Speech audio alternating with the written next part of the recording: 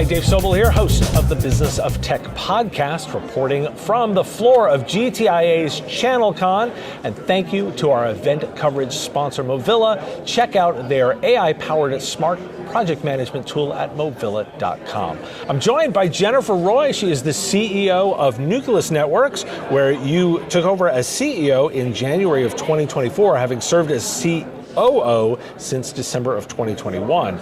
And now with over 14 years of MSP operations and client service leadership, you also lead a pan-Canadian MSP under the Lyra Technology Group. Thanks for joining me. Thanks for having me. I kind of want to know first about that transition. Like, what have you found moving from the COO role into the CEO role and this now pan-Canadian MSP role? Like, what has changed in your perspective on managing client relationships?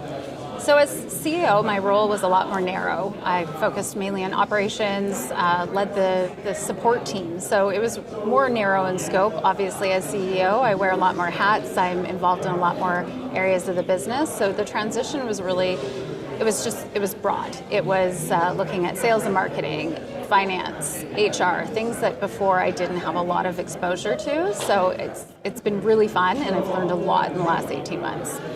How turbulent a time is this? One of the things I keep reporting on the show is and some of this is American based, but the markets are a little bit turbulent. There's tariff uncertainty all around. There's changing customer buyer behavior, some of it consumer, some of it professional. Like, how uncertain are clients that you're talking with right now?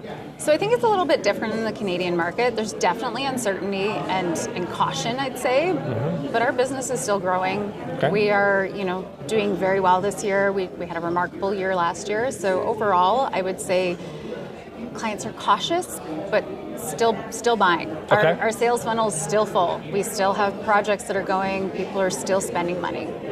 So, and what are clients coming and asking you about? A lot of clients are asking, of course, about AI. I figured. Security is, it's been really prevalent for a long time now, so it's always security focused, and AI, and what can they do? How can they be ready? And what's the answer and the engagements looking like? So a lot of that is, really understanding the client's business. So that's the first step, is us becoming an expert in their line of business, so that we can then look for how can we optimize AI in their specific fields. So not every one AI practice is going to be the same. And then we have to look at the readiness. Do they have enough data security around for us to be able to implement AI? What's the team look like that you put on that project? A lot of business people, what's the composition look like? So for us, it's our business transformation office. We have 2 business transformation executives that take care of most of that from a readiness perspective, and then they work directly with our project services team. So our project services team, they'll help execute those projects and the readiness assessments, but they work directly with individuals that are looking at how are we going to transform their business. Gotcha. And how much, again, I'm kind of curious on the cybersecurity perspective. What are clients asking about? They're asking mostly about, how can I not be breached? And then, of course, we have some clients that think, I'm a small business, I don't need to worry about it. But for the most part, they're asking, am I up to standard? We went through the practice of getting our SOC 2 Type 2 last year.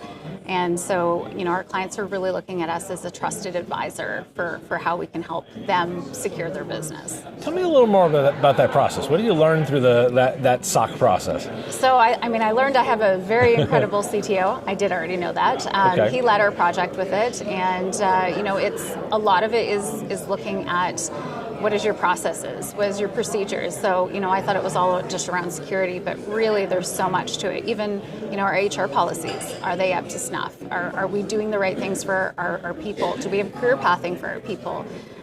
There's a lot more to it than just the actual security side of it. Gotcha. Now I want to pivot a little bit. You've been involved, you were actually recognized at PAX 8 in the Women in Technology Award. Congratulations. Yes, thank you very much. I want to get a little bit of your sense of the state of play there. I do a diversity leadership report where we actually look at all the leadership teams of about 300 organizations across the IT landscape.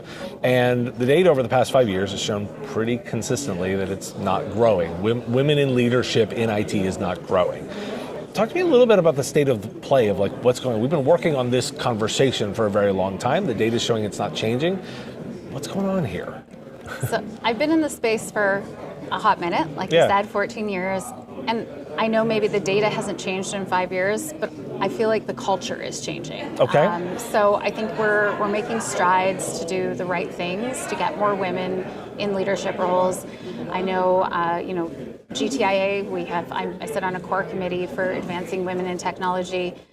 They're doing some incredible things. We just came out with a guidebook on how to hire, retain, promote women in this space. So I think that the culture is changing, even if maybe the statistics aren't showing it yet. I mean, I think we'll see that in the coming years. We'll see more and more women getting into these roles and getting into leadership. How are you changing your organization to reflect that desire to grow the diversity look? So, I mean, I'm really fortunate. Part of the reason I joined Nucleus was because there was already a woman on the C-suite when I was hired.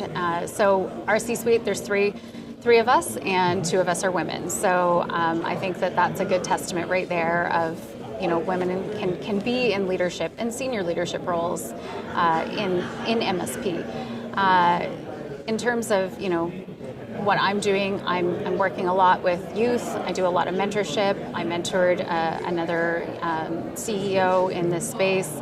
So I'm always trying to advocate. I do teach our HR team, about proper language used in job descriptions and looking at being inclusive and giving maybe a little bit of extra grace when a woman maybe interviews and is nervous. Maybe give her a second chance that you wouldn't necessarily always give when you see they have the skills on paper, they answered the questions okay, but they were a little bit nervous. Why don't we put them through a second round so that we can try to give a little more opportunity, because I think it is harder for women in this space. Get ready, AI-driven project automation isn't the future, it's here today. Movila offers a fully integrated intelligent platform that combines real-time risk management and remediation, smart scheduling, resource capacity management, and AI-enhanced project coaching. By pulling in data from PSA, CRM, calendars, tickets, and time tracking tools, Movila continuously recalculates schedules, flags delays, identifies overbooked resources, and guides users through fix-it steps, with templated and analytics to improve estimates over time. Businesses experience fewer cost overruns, up-to-date forecasting, smoother capacity planning, and more predictable on-time delivery, preserving margins and freeing teams to focus on the real work. Head to Movila.com, that's MOOVILA, to book a demo and see their AI-powered automation engine in action.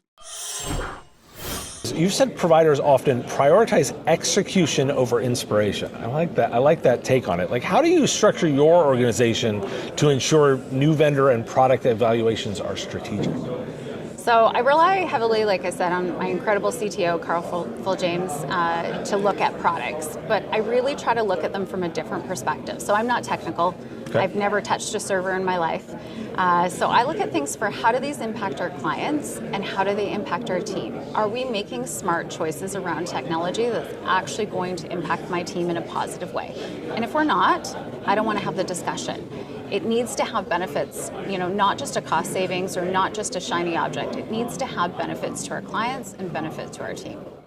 The other thing I wanted to get a sense is, you've been focused on a lot of maturing the business and putting structure both to your organization and the groups that you're working with. Give me a little bit of sense of there's areas where you worry about process slowing down innovation.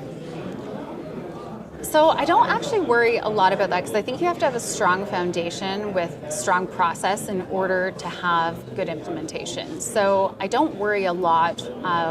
What I do worry about more is accountability. So are you actually being accountable to the objectives that you're rolling out? So, if the process takes X amount of time, it just takes X amount of time. But are you actually achieving the milestones that you've set there and the accountabilities that you've given yourself? Now, as we sort of wrap up our time, we got 2 last kind of questions here. The first, I want to get a sense of, for those that weren't able to attend the ChannelCon event, what's some of the insight that you're walking away from your discussions or panel discussions or whatever you piece? What's the one tidbit that you're walking away from this event with? Wow, great question. So this is my first ChannelCon, and I would say I'm actually really impressed. I thought it was well organized, and the sessions have been great. I would say that the biggest takeaway, and I feel this every time I leave a big conference, is some of the best interactions that I have are the people that I end up having conversations with outside of sessions. So attend the lunches, attend the breakfasts, go to the dinners. talk to people, because that's where you're going to end up with the most traction. The sessions are always great, but those interactions are priceless. And my last question, because I like to get from leaders like you, I like to get a little bit of perspective. What's the thing you're keeping an eye on most over the next 12 months? For me, it's going to probably be around retention, both employee and client churn. That's always kind of top of mind for me. I think that it's really important that, it's a competitive market out there right now. We have to do a good job of improving the employee experience, and by doing that, our clients are going to stay. Jennifer, if people are interested in reaching out and continuing the conversation, what's a good way for them to do that? LinkedIn's probably the best way to reach me. Well, this has been fantastic. Thanks for joining me today. Thank you so much for having me. And thank you for joining me. Make sure to support our event coverage sponsor, Movilla. Check out their project management solution. It's smart and AI powered at movilla.com. The Business of Tech is written and produced by me, Dave Sobel, under ethics guidelines posted at businessof.tech. If you've enjoyed the show, make sure you've subscribed or followed on your favorite platform. It's free and helps directly. Give us a review, too. If you want to support the show, visit patreon.com/MSP Radio, and you'll get access to content early. Or buy our Why Do We Care merch at businessof.tech. Have a question you want answered? We take listener questions. Send them in, ideally as a voice memo or video, to question@mspradio.com. I answer listener questions live on our Wednesday live show on YouTube and LinkedIn. If you've got a comment or a thought on a story, put it in the comments if you're on YouTube, or reach out on LinkedIn if you're listening to the podcast.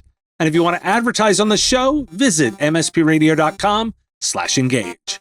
Once again, thanks for listening, and I will talk to you again on our next episode. Part of the MSP Radio Network.